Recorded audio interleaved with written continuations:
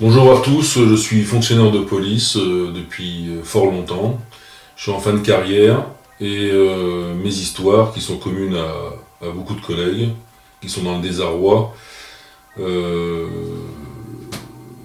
eh bien on m'a écarté de cette fin de carrière depuis 2 ans. Et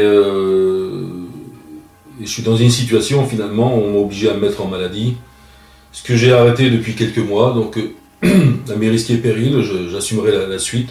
Mais je veux plus de ces arrêts maladie, je veux pas d'expertise psychiatrique, vers quoi on veut nous obliger à aller pour monter des dossiers. Voilà, tout simplement. Et défavorablement surtout. De partir de là où j'étais, quand je vivais le harcèlement, mon gamin aussi. Bon, je compte continuer en fait sur les suicides, bien sûr. Je vais m'appuyer sur une lettre que j'ai diffusée sur Facebook, ou que j'ai fait diffuser par Jeanne. Donc c'était le 25 août 2019, j'ai fait un texte que pas mal ont lu d'ailleurs, ça a quand même pas mal marché, c'était lu par plus de 5000 personnes. Et donc je ne veux pas la relire, ça n'a aucun sens, mais par contre je voudrais relater un peu ces suicides, ces personnes qui se sont suicidées, ces collègues, et autre chose aussi qui m'est arrivé. Donc c'est une autre technique de pression sur les collègues. Donc je tiens à en parler aussi. Donc je repense à Sylvain, dont j'ai parlé dans cette fameuse lettre. Sylvain que je connaissais, je travaillais avec, j'étais îlotier, lui aussi. Alors c'était un jeune homme c'est le grand blondinet, hyper sportif, toujours joyeux et sans problème avec le travail. Quand j'étais muté, donc on gardait contact. Et effectivement, c'était le grand silence à la suite. Et en revenant sur la circonscription où j'étais auparavant, j'ai rencontré un chef qui m'a parlé de son suicide, donc une pendaison dans son appartement suite à une affaire de drogue. Il a été auditionné par les JPN et puis c'est tout, j'en sais pas plus. Et c'est vraiment, ça fait vraiment mal au cœur de voir quelqu'un que je connaissais qui est mort de cette manière-là. Je trouve ça tellement triste, on ne sait même pas ce qui s'est passé réellement. Voilà. Donc ensuite, sur une autre circonscription, je vous parlais de Loïc.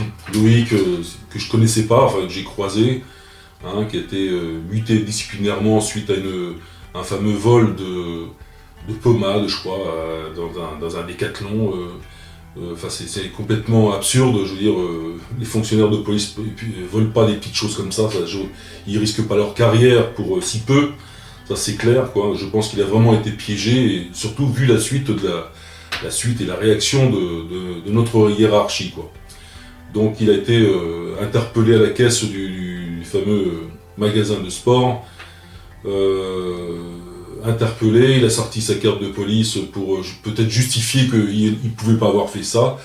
Et finalement, il est passé en conseil de discipline. On a même voulu le muter à 700 km, je veux dire, à l'autre côté de la France, dans l'est de la France, avec ses 4 enfants. Enfin, je veux dire, c'est pas possible. Donc, il s'est fait aider par une avocate, et au lieu de se retrouver à 700 km, il a fini par atterrir dans mon commissariat à 30 km. Voilà, donc je l'ai vu, je l'ai croisé, il a été dégradé, et j'entendais dans les couloirs que le commandant, le procureur, lui en voulait tellement que, je sais pas, il voulait le faire tomber, d'une manière ou d'une autre. Et d'ailleurs, il est retombé dans une affaire trouble, d'interpellation, etc. Je pense qu'il n'en pouvait plus, jusqu'au jour où, samedi matin, il a été retrouvé mort dans son appartement. Voilà, dans son appartement, ce que je peux savoir encore de mémoire, c'est qu'il a il a bu de l'alcool et en envoyant des textos à tout le monde, sa famille, etc. Et il s'est donné la mort avec son arme. Voilà. Donc c'est très triste parce que finalement il y a des gens qui appellent au secours finalement, ça dure quand même, ça s'étale, c'est pas du jour au lendemain ou d'une minute à l'autre. Pour ces personnes qui n'en pouvaient plus et personne les aide. Ils se font vraiment la hiérarchie qui est responsable, plutôt que de relever ces gens-là, parce qu'on sait qu'ils peuvent mourir, et ben non, on continue de les enfoncer, on veut leur mort, ça c'est clair. Donc là je peux pas, je veux dire, même avec du recul, jusqu'à maintenant, est-ce que je vis moi, c'est évident qu'on cherche leur mort, on veut qu'ils disparaissent. Il y a vraiment une détermination là-dedans, et à aucun moment on vient les relever, quoi. À part peut-être certaines personnes proches, mais ça n'a plus rien à voir au travail, et le travail est précieux, on ne peut pas perdre son travail, surtout quand on a des enfants, donc on ne peut pas partir. Donc Loïc, eh ben, il s'est donné la mort, et c'est triste, vraiment triste, surtout qu'il était aimé par sa hiérarchie dans le 93, parce que j'étais à l'enterrement et j'ai vu sa hiérarchie, ses officiers, et je peux vous dire qu'ils ont fusillé du regard la directrice départementale, là où j'étais. Ils l'ont fusillé du regard parce qu'ils savaient ce qui s'était passé, quoi. Donc ils l'ont laissé mourir. Et ça, c'est ses officiers, ses collègues qui sont descendus à plusieurs centaines de kilomètres pour le voir, enfin le voir une dernière fois donc à l'enterrement. Donc, et d'ailleurs, ça me renvoie à une autre affaire me concernant, que je n'ai pas oublié, mais j'ai pas cité dans cette lettre à propos des suicides. C'était donc en 2003, il y a eu une arrestation d'un serial killer. Et puis c'est un de mes collègues dans mon équipe que j'encadrais qui l'a interpellé donc un samedi. Et il a été relâché, on ne sait pas pourquoi, il y a eu vraiment une cagade au niveau du service d'investigation. Et par contre, la PJ avait enlevé ses bottes, quoi. Donc c'est passé au labo, puis il s'avérait que c'était vraiment lui le meurtrier, quoi. Mais quand mon collègue est venu me voir en me disant que son procès-verbal d'interpellation avait été modifié, finalement, c'en est d'autres qui ramassaient l'affaire, quoi. Et c'était pas au bénéfice de mon cher collègue, là, qui avait bien fait son travail. Je suis allé le contester auprès du chef de l'investigation, enfin le contester, j'ai fait valoir que c'était quand même pas normal, j'ai un collègue qui avait fait son boulot. Et donc 5-10 minutes après, j'ai été convié dans le bureau du directeur, et j'ai été encadré par ce fameux chef d'investigation qui était un capitaine, qui était derrière moi avec ses gros bras. Et en face de moi, j'avais donc le directeur départemental avec son adjoint. J'ai subi 2 ans, et là je ne connaissais vraiment pas tout ça, quoi. Donc ça s'est répété plus tard. Techniques, je les ai subis aussi en 2012, 2013. Mais là on est en 2003, et on va dire que je suis encore naïf sur la question des suicides dans la police. Hein. Je suis vraiment... j'ai ma vie, et puis, mais je subis quand même des choses par rapport à des événements. Et là, 2 heures de pression, l'un après l'autre. Et là, c'est vraiment des techniques, à croire qu'ils s'entraînent, ils sont formés pour ça. 2 heures de lessivage de cerveau, réellement, quoi. Entendre des choses, des insanités qui me concernaient pas, quoi. Enfin, je veux dire, et voilà, au bout de 2 heures, j'aurais pu prendre la porte dès le début, quoi. Partir, ne pas subir des choses comme ça, mais quand vous êtes encadré, déjà, il y avait 3 officiers, enfin un directeur, un commissaire et 2 officiers. Forcément qu'on est quand même briefé dès le départ, on respecte la hiérarchie, et puis on subit, on est complètement asservi à ces techniques, quoi, complètement. On ne peut pas s'en échapper par respect, par ce qu'on nous a formé, quoi. Et au bout de 2 heures, quand je suis descendu, je vous promets, je suis descendu dans les toilettes, je me suis mis à pleurer, j'ai vraiment pleuré, j'en pouvais plus, quoi. Et j'avais mon arme à la ceinture, bien évidemment, quoi. Et ça durait pas plus de 2 secondes, quoi.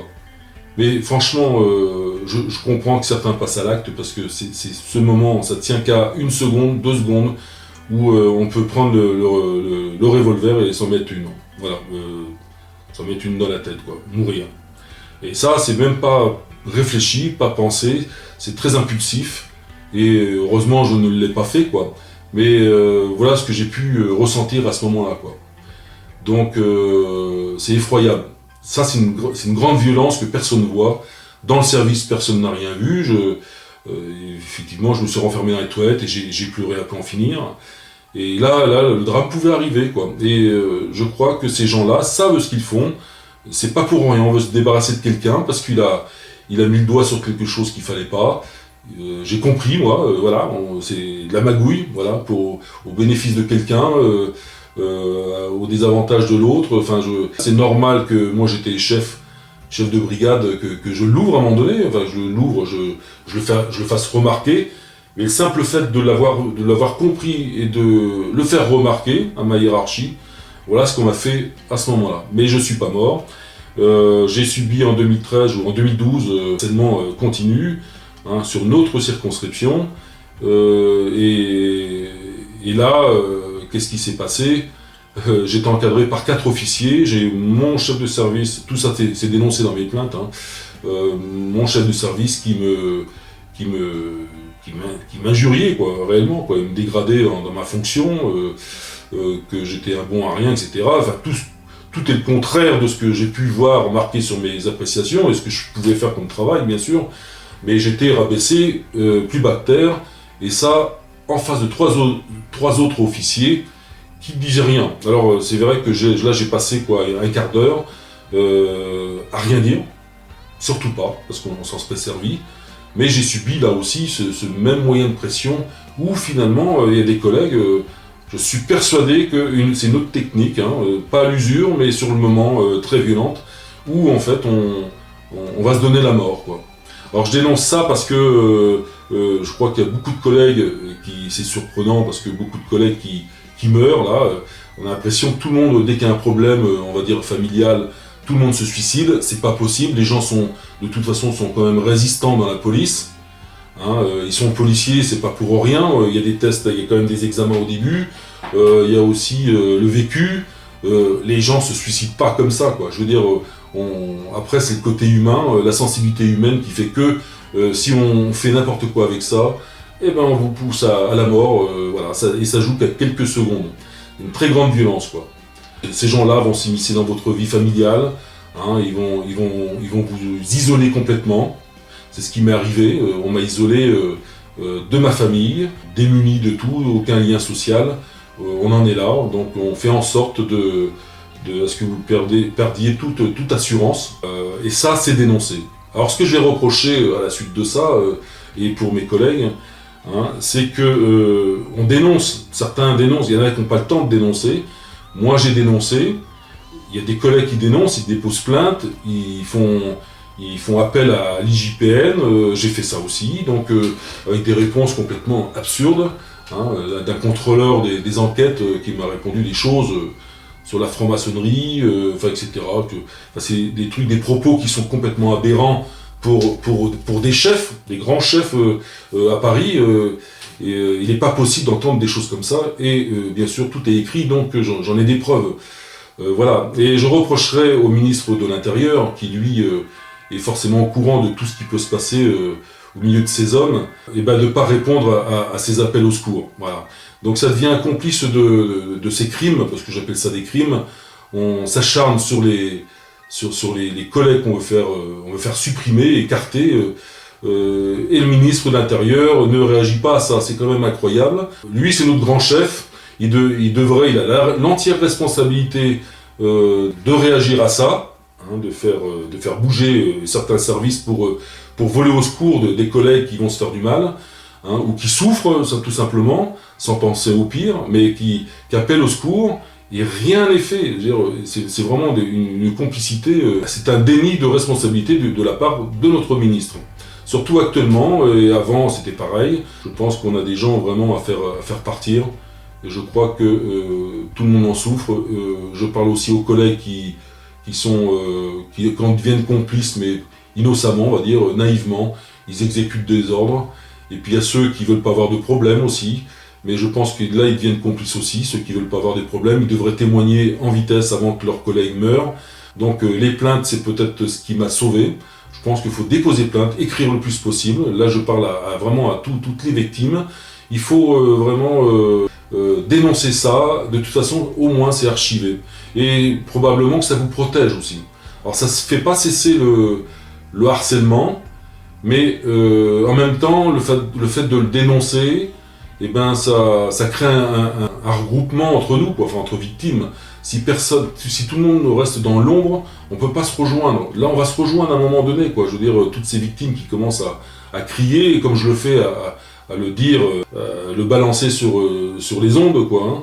Donc, il y en a d'autres. Et ben, faut continuer à travailler dans ce sens-là. C'est très dur, ça c'est clair. Et des fois, moi, je suis pas dépressif, mais des fois, on a envie de baisser les bras. On se dit non, j'en peux plus, quoi. Faut que j'arrête. Mais non, je me booste tout le temps, tous les jours. Et Jeanne, elle est formidable parce que je parle d'elle assez souvent, parce que si je ne l'avais pas, je pourrais même pas continuer probablement, parce que j'aurais fui. Maintenant, je fuirais à l'étranger, j'en sais rien. Mais j'ai pas envie de ça. J'ai mon fils, etc. Chacun a sa famille, donc on peut pas fuir tout le temps. Et voilà. Donc on a besoin de gens comme Jeanne qui vous rebooste tous les jours, qui a un petit coup de fil, et ben ça vous requinque et allons-y, quoi. On va écrire sa lettre, on fait une vidéo. Voilà, moi j'ai commencé, c'est ma première vidéo, je sais pas ce que ça va donner, mais en tout cas, là je vous parle vraiment spontanément, je suis pas en train de lire une lettre, mais j'ai fait des lettres auparavant, si vous voulez les lire, vous comprendrez aussi certaines choses, quoi. Voilà. Alors mes chers collègues, dans le désarroi, mais aussi les autres, s'ils veulent prendre conscience du problème, dans notre profession, ne restez pas seuls et résistez absolument à ce que l'on vous demande de faire contre vous-même, car on a besoin de vous. Ceux qui n'en peuvent plus et les autres, rejoignez le groupe de Jeanne. Nous sommes plusieurs à pouvoir vous soutenir et à vous conseiller.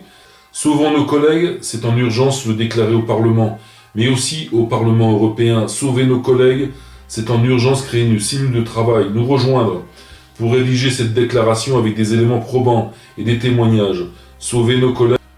Je parle de nos hiérarchies, de magistrats, de certains membres de l'IGPN et bien évidemment de nos politiques. L'urgence est de réunir nos données, étayer un rapport et non pas forcément nous castagner sur la voie publique. À vous de voir.